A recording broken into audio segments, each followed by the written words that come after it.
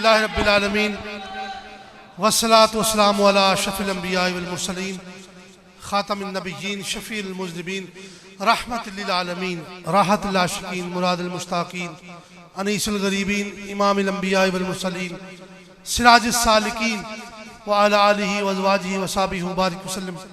अम्मा बाद फ़अऊज़ु बिल्लाहि मिनश शैतानिर रजीम बिस्मिल्लाहिर रहमानिर रहीम वफ़दैनाहु बिज़िब्हिन अज़ीम सदक़ल्लाहु मौलाना अज़ीम। इन्नल्लाह व मलाइकतहु युसल्लूना अलन नबी या अय्युहल्लज़ीना आमनू सल्लु अलैहि व सल्लिमू तस्लीमा। अस्सलातु वस्सलामु अलैका या सय्यदी या रसूलल्लाह, अस्सलातु वस्सलामु अलैका या मुर्शिदी या हबीबल्लाह, अस्सलातु वस्सलामु अलैका या सय्यदी या रसूलल्लाह व अला आलिका व सहाबिका या जद्दल हसन वल हुसैन। ब्रदरान इस्लाम, ब्रदरान तरीक़त, हज़रात मशाइख़ इज़ाम, उलमाए किराम और मुअज़्ज़ज़ शुरकाए महफ़िल, प्रोफेसर साहब के खिताब के बाद मुझ ना चीज़ की कोई अहमियत तो नहीं बनती, लेकिन किबला मेरे किबला काबा मेरे पिदर नुमा चिश्ती साहब की असागर नवाजी, उनकी मोहब्बत और उनके बड़ेपन का हम शुक्रिया अदा कर ही नहीं सकते। अल्लाह की आपके उम्र में, इल्म में, अमल में, इन सारी काविशों में इस मस्जिद को यहाँ तक पहुँचाने में जो आपका कंट्रीब्यूशन है वो अपनी बारगाह कुदस में इमाम हुसैन का सदका कबूल फरमाए और इस फैज़ को नस्ल दर नस्ल आगे जारी व सारी फरमाए।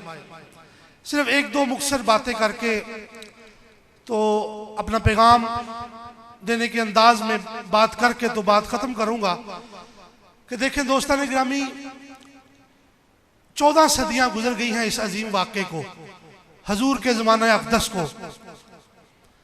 हम जिस बड़े आदमी की भी सीरत उठा के पढ़ लें, जिस बड़े बंदे की भी, अब लफ्ज़ बड़ा मैंने बोला है, बड़ा अजीम, उसके दो माने हो सकते हैं कि एक अच्छाई की नीयत से बड़ा और एक बदनामी की नीयत से भी मशहूर। लेकिन मेरा यहाँ इशारा जो है वो नेक नामी की नीयत से है कि जिस बड़े आदमी का भी हम जिक्र कर पढ़ लें वो इमाम हुसैन और आपके खानवादे, आपके नाना, आपके बाबा का एक मुअद्दब और मोहतरम ही होगा। हजूर सैयदना उमर फारूक की सारी सीरत आप उठा के पढ़ लें। आप में से कौन सा ऐसा शख्स है जिसने वो वाकया नहीं सुना कि इमाम हसन और हुसैन ने कहा, छोटे बच्चे थे, कि ऐ खलीफा रसूल ये मिंबर किसका है? तो उन्होंने ये नहीं फरमाया कि मुझे खुतबा देते हुए आपने क्यों डिस्टर्ब कर दिया। उन्होंने फरमाया जी ये आपके नाना जान का है। तो आप में से कौन सा ऐसा शख्स है जिसने ये वाकया नहीं सुना हुआ कि बचपन में खेलते खेलते अब्दुल्ला इब्न उमर को कह दिया कि तुम्हारा बाप तो हमारे नाने का गुलाम है। तो उन्होंने कहा जी ये मुझे सनद के तौर पे लिख के दे दे। तो बात करने का मकसद ये है कि जिसने हसन हुसैन, आपके खानवादे, आपके अबाओ अजदाद, नाना का अदब किया, एहतराम किया, वो दुनिया में भी कामयाब गया और आखिरत में भी।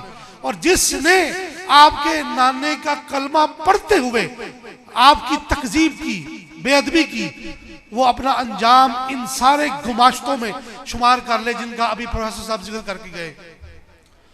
एक छोटा सा वाकया सुने और फिर मैं अपनी बात को खत्म करता हूं कि उनके नाने का कलमा पढ़ने वालों ने उनसे क्या किया, और जो कलमा नहीं पढ़ते थे, जो हुजूर का कलमा पढ़ते ही नहीं थे, जो ला इलाहा इल्लल्लाह मूसा कलीमुल्लाह वाले थे, जो ला इलाहा इल्लल्लाह ईसा रूहुल्लाह वाले थे, उन्होंने आपके साथ क्या किया।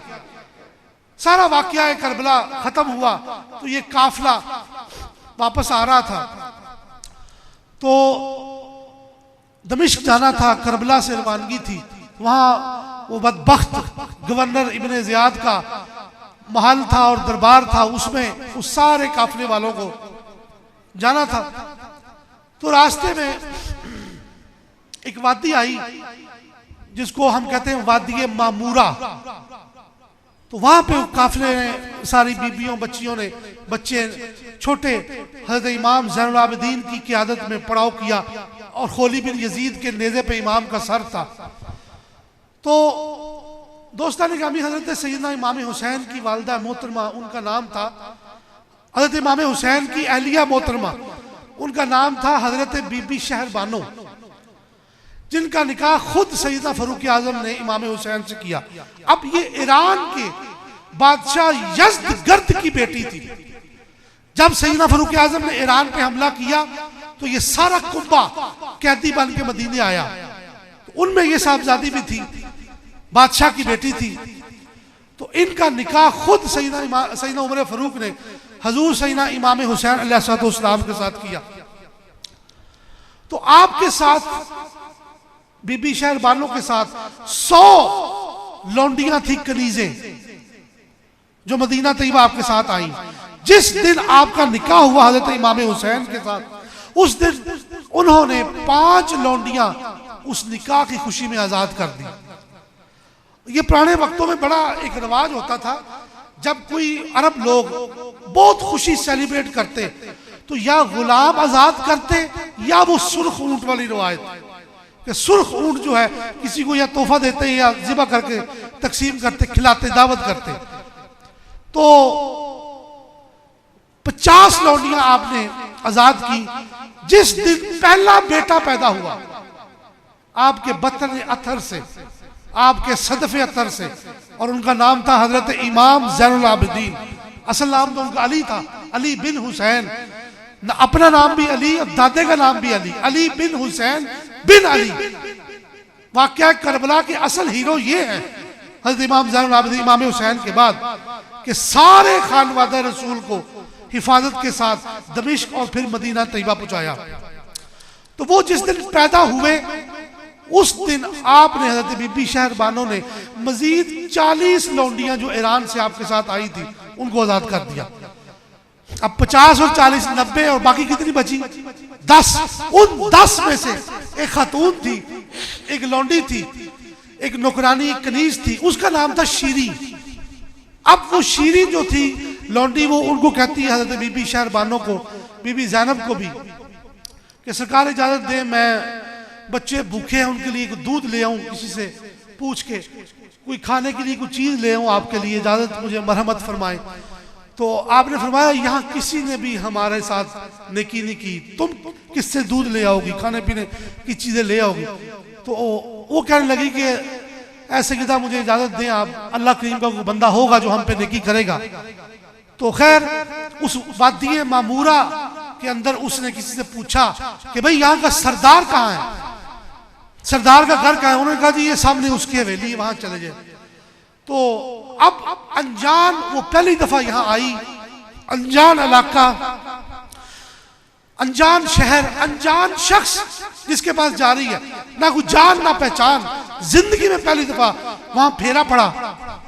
अभी वो उस सरदार के घर, जिसका नाम उजैर बिन हारून था और वो कट्टर यहूदी था, और उस मोहल्ले का या तहसील कह ले, इलाका कह ले, कस्बा कह ले, उसका वो सरदार था। अभी वो दरवाजे के पास दरवाजा खटखटाने ही लगी कि उसने दरवाजा खोल दिया सरदार ने, और उसने कहा कि तुम शीरी हो? तो वो कहती है कि भाई तुमने मुझे कैसे पहचाना, ना मैं तुम्हें जानती हूं ना तुम मुझे जानते हो। तो उसने कहा आओ मैं तुम्हें बताऊं कि मैं तुम्हें कैसे जानता हूं। तो उजैर बिन हारून ने, उस सरदार ने, उस अनजान शख्स ने, मूसा अलैहिस्सलाम के कलमा पढ़ने वाले उस कट्टर यहूदी ने कहा कि मैं सोया हुआ था, रात का वक्त था, तो मैं सोया था तो अचानक मेरे बख्त जागे तो मेरे ख्वाब में हजरत सैयदना मूसा अलैहिस्सलाम आए, मेरे नबी आए जिनका मैं कलमा पढ़ता हूं। वो कहने लगा, तो मैंने देखा कि वो ज़ारो कितार रो रहे हैं और बड़े परेशान हैं और आंख चश्माने मुकद्दस से आंखों से आंसू निकल रहे हैं। तो मैंने पूछा, ए अल्लाह के नबी, ए कलीमुल्लाह, क्या हुआ है, आप क्यों परेशान हैं, आप क्यों रोते हैं? तो हजरत मूसा अलैहिस्सलाम ने उसे कहा कि बेटा बात यह है कि अल्लाह के आखिरी नबी, महबूब नबी हजरत मोहम्मद मुस्तफ़ा, उनके शहजादे को और खानवादे को बड़ी बेदर्दी के साथ मैदान करबो बला के अंदर शहीद कर दिया गया। तो मैं उनकी याद में उनका जो गम है, जो दुख है, वो देख के रो रहा हूं। तो वो आगे से कहता है मैंने उनसे सवाल किया, वो सरदार उज़ैर बिन हारून, वो कहता है मैंने सवाल किया कि हजूर आप भी इनको मानते हैं? इमाम हुसैन की तरफ इशारा किया, उनके नाना की तरफ इशारा किया कि क्या आपका भी ईमान है उन पर? तो हजरत सैयदना मूसा अलैहिस्सलाम कहने लगे कि उन पर ईमान लाए बगैर किसी का गुजारा ही नहीं।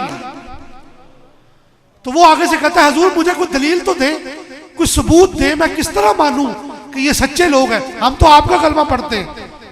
तो आपने फरमाया कि जाओ, उनका काफिला तुम्हारे शहर में खैमा जन है, रुका हुआ है, जाओ, उनकी एक कनीज आई है, उसका नाम शीरी है, वो तुमसे कुछ खाने पीने की मदद मांगेगी, फौरन जाओ और जाके उसकी मदद करो।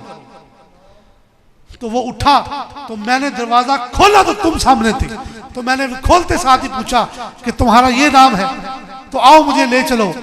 तो वो उसके घर में हाज़रीन मोहतरम जो कुछ कच्चा या पक्का था वो उठा के उसने हजरत इमाम ज़ैनुल आबिदीन के कदमों में ढेर कर दिया। और फिर रवायत में आता है कि उसने हजरत इमाम ज़ैनुल आबिदीन उस ख्वाब से मुतासर होकर कलमा पढ़ा और हजरत इमाम ज़ैनुल आबिदीन ने उसी कनीज के साथ उसका निकाह करवा दिया। फिर वो पादरी वाला वाकया सुने कि उसने कहा कि एक रात के लिए हुसैन का सर दे दो। तो खलीद बिन यजीद बदबख्त ने कहा हम मुफ्त नहीं देते। तो उसने कहा फिर 10,000 दिनार ले लो। 10,000 दिनार दे के उसने इमाम हुसैन की सर अनवर और बीबियों पाकों का एहतराम किया। सारी रात वो सामने बैठा रहा, सुबह हुई तो उसने कलमा पढ़ के वो मुसलमान हो गया। तो हाज़रीन मोहतरम बड़ा अच्छा एक इस्तेलाह वो इस्तेमाल कर गए हैं, डिजिटल डकैती। आजकल आप में से कौन सा ऐसा शख्स है जिसके हाथ में ये स्यापा नहीं है? हर एक के हाथ में है। इसने जहां आसानी की है हमारे लिए, वहां हम में से 20 लोगों को तबाही के दहाने में पहुंचा दिया। बस एक ही पैगाम है 1445 हिजरी के इस यौम आशूर में कि जब भी कोई गलत मलत बात सुने किसी भी जुबान से, किसी की भी जुबान से, चाहे वो यूट्यूब पे देखें या सोशल मीडिया के किसी भी प्लेटफॉर्म से, तो उसके पीछे न लग जाया करें। आपको एक बहुत बड़ा प्लेटफॉर्म हैदरी मस्जिद के शक्ल में अल्लाह रब्बुल इज़्ज़त ने सदियों से अता फरमा रखा है। तो किबला हज़रत साहब से पूछ लिया करें कि सरकार हमने ये फलां बात सुनी है, तो क्या ये दुरुस्त है कि हम ये बात अपने ईमान में दाखिल कर लें? वो दौर दूर नहीं कि दो अफकार होंगी, दो सोचें होंगी, एक हुसैनी और एक यजीदी। बस वो दौर बहुत करीब है और ये फितना का दौर है। हमें यजीदी सोच की तरफ ले जाया जा रहा है। आज इन बदबख्तों की कोशिश है कि हमें औलिया अल्लाह से दूर किया जाए, सूफिया किराम से दूर किया जाए, उनकी तालीमात से दूर कर दिया जाए, इमाम हुसैन की तालीमात से दूर कर दिया जाए।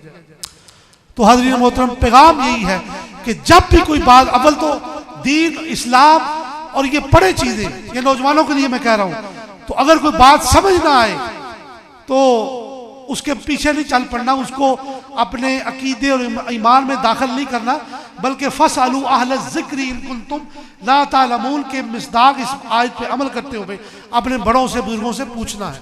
तो अल्लाह की इमाम हुसैन का फैज़ क़यामत तक आबाद और शाद फरमाए, हमारे गुनाहों को उनके सदक़े माफ़ फरमाए और हमारी दुआओं को भी इमाम आली मकाम सय्यदुश शुहदा के सदक़े कबूल और मंजूर फरमाए।